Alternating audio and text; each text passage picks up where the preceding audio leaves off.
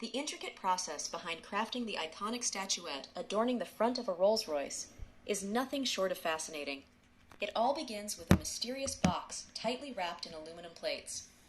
As workers carefully open the lid, a woman's head emerges, the hallmark of a Rolls-Royce.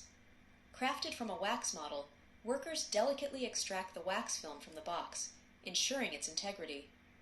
Submerged in cold water, the wax film is then melted using hot air for industrial production before being meticulously glued together to form the statuette. The ancient technique continues as the wax mold is encased in layers of ceramic materials through a rotational process. Steel waste, including damaged statuettes, is melted into molten steel, while the ceramic hardens around the wax film. With precision, workers remove the model and fill the voids with molten steel, cooling it evenly with a protective mixture. After 5 hours, the ceramic shell is broken away to reveal the solidified steel, refined using steel ball machines. Though initially lacking luster, modern statuettes undergo meticulous detailing. Gold beads are painstakingly removed, protruding parts smoothed with grinders, and surfaces finely processed until the statuette gleams once more.